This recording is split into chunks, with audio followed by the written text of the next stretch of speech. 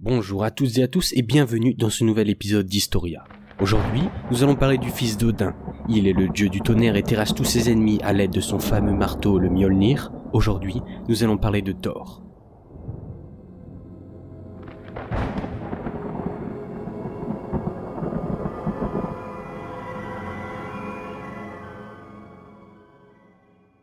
Dans la mythologie nordique, Thor est l'un des dieux les plus représentés et les plus connus. Il est le fils du père de toutes choses Odin et de sa femme Jord, la déesse de la terre.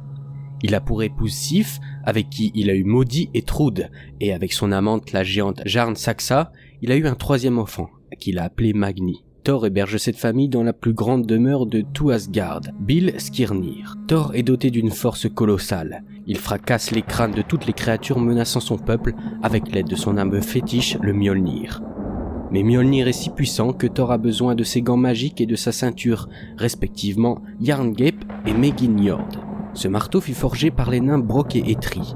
Thor est le plus fort des hommes et des dieux.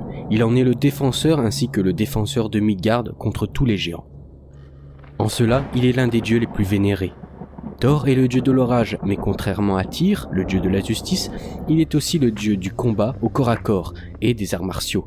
Odin complète la trinité guerrière en tant que dieu de la guerre et de la victoire. Mais ce valeureux guerrier était aussi rude que simple. Un des poèmes de Leda fait ressortir sa gaucherie par rapport à Odin. Néanmoins, Thor jouissait d'une vénération importante de la part des peuples nordiques, qui élevèrent de nombreux temples à son culte. Il était le dieu préféré des humbles, et c'était également à lui que les jeunes mariés demandaient la bénédiction. L'histoire de Thor est tellement remplie et vaste que je ne pourrai jamais vous raconter toutes ses aventures en une seule vidéo. Je vais donc maintenant vous conter les quelques aventures que je trouve les plus importantes pour que vous puissiez mieux comprendre le personnage.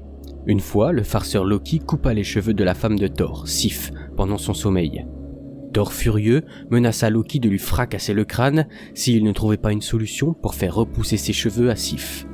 Loki alla donc trouver les nains qui créèrent le bateau Skidblanir et la lance d'Odin, Gungnir. Ceux-ci créèrent donc les nouveaux cheveux de Sif tout en or qui poussent comme de vrais cheveux.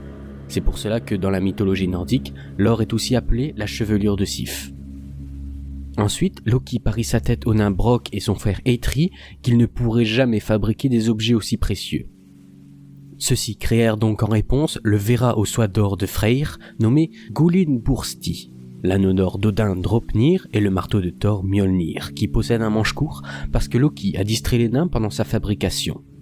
Les As décidèrent alors tout de même que les frères Brok et Eitri ont créé des objets encore plus précieux puisque le marteau protégea les dieux des géants. Les nains gagnèrent donc le pari contre Loki. Il essaya alors de s'échapper pour sauver sa tête, mais Thor le rattrapa pour qu'il paye son dû aux nains. Loki déclare alors que c'est sa tête qu'il a mis en gage et non son cou. Ainsi, les nains se contentèrent de lui coudre les lèvres.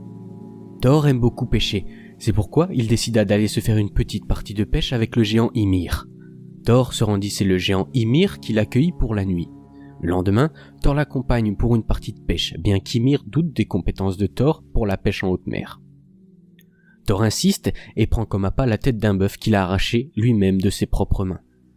Les deux protagonistes arrivèrent en haute mer très rapidement. Ymir s'inquiète pour le bateau car il est trop loin de la côte, et loin de la côte, le serpent géant de Midgard rôde.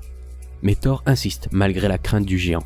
Thor jeta l'hameçon en mer et attrape Jormungand, le serpent de Midgard. En tirant furieusement la ligne, les deux pieds de Thor traversèrent le bateau. Terrifié, le géant Ymir coupe la ligne de pêche quand Thor s'apprête à frapper le monstre avec son marteau. Alors Thor frappe le géant par mégarde, le propulsant ainsi par-dessus bord. Ils rentreront à la nage bredouille. Parlons à présent du meurtre de Balder. Nous avons vu dans une vidéo précédente que sa mort fut la conséquence d'une ruse de Loki. Le cadavre du dieu fut emmené sur un bateau pour y être brûlé dans les traditions nordiques. Avec son marteau, Thor consacra le bûcher. Avec les dieux à sa poursuite, Loki se métamorphosa en saumon et se dissimule dans une rivière.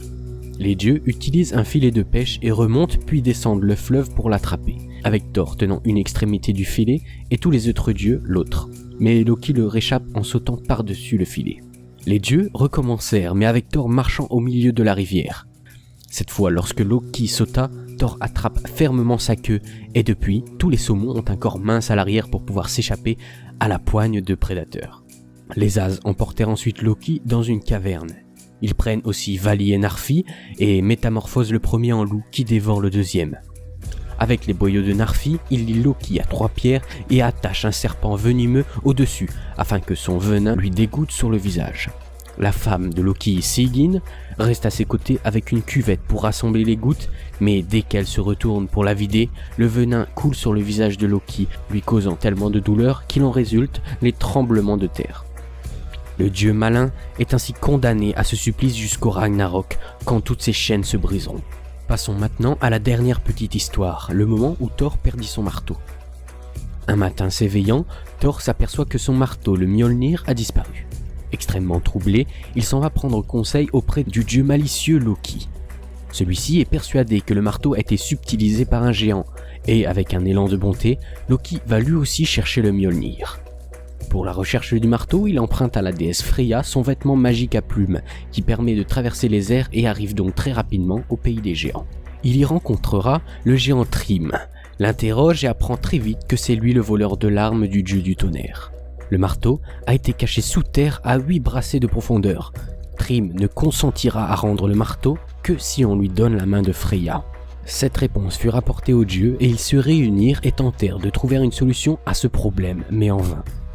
Thor se résigne donc à prier Freya d'accepter le marché qu'on lui propose. Mais Freya s'y refuse, indignée. Elle ressent une si grande colère que les veines de son cou se gonflent jusqu'à faire éclater son beau collier d'or qui roule à terre. Dans leur embarras, les As se résolvent alors à un stratagème trouvé par Loki lui-même. On revêtira Thor lui-même d'habits de femme, on lui passera au cou le collier de Freya et on le recouvrira d'un voile de mariée pour le faire passer pour Freya. Après quelques hésitations, Thor finit par se prêter à cette mascarade. Vêtu en femme, il se rend au pays de Thrym. Loki l'accompagne déguisée en servante. Les deux As reçoivent chez le géant un accueil magnifique. Dès le premier soir, Thrym a fait préparer les festins de noces. La supposée fiancée fait paraître un appétit prodigieux. À elle seule, elle a dévoré tout ce qu'on avait réservé aux femmes du palais, c'est-à-dire un bœuf entier, 8 saumons et de nombreuses épices. Elle boit aussi 3 tonnes d'hydromel. Le géant s'étonne donc naturellement grandement d'une telle voracité. Mais Loki n'est point embarrassé de lui donner une explication. Pendant 8 jours entiers, dit-il, Freya n'a rien voulu manger ni boire, tant elle était violente de la nostalgie qui l'a poussée vers le pays des géants. Thrym, rassuré et plus épris que jamais, veut embrasser la future mariée. Mais quand il lève le voile qui couvre le visage de la soi-disant déesse, il ressent un tel effroi à voir les éclairs qui jaillissent de ses yeux et fait un bond en arrière. Loki l'apaise encore. Pendant les 8 dernières nuits, déclare-t-il, Freya n'a pas dormi tant elle était agitée de désir de partir pour le pays des géants. C'est pourquoi ses yeux jettent du feu. À ce moment, désireux de donner à son union avec Freya la consécration rituelle, Thrym envoie chercher le marteau Mjolnir et ordonne que, selon la coutume, on le pose sur les genoux de la fiancée. Le cœur de Thor rit dans sa poitrine. D'une main vigoureuse, le dieu saisit l'arme et la brandissant joyeusement abat Thrym et toute sa suite de géants. Puis, satisfait et calme, il retourne à Asgard avec son arme fétiche.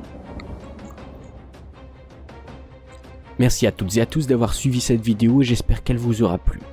Beaucoup de nouvelles choses sont à venir et j'ai quelques projets qui me tiennent à cœur dont je voudrais vous parler. Le premier est ma nouvelle chaîne qui parlera d'animaux, le lien sera dans la description si ça vous intéresse. Je me suis également mis au stream sur Twitch sur des jeux qui m'ont marqué et je vous créerai un post quand je serai en live pour que vous puissiez me rejoindre plus facilement. Dernière petite chose, je compte supprimer les premières vidéos dont je trouve la qualité assez médiocre. Je vais les réécrire en partie pour les remasteriser et ensuite les reposter. Voilà, c'est tout pour moi. À bientôt sur Twitch ou sur YouTube. Prenez soin de vous et à la prochaine.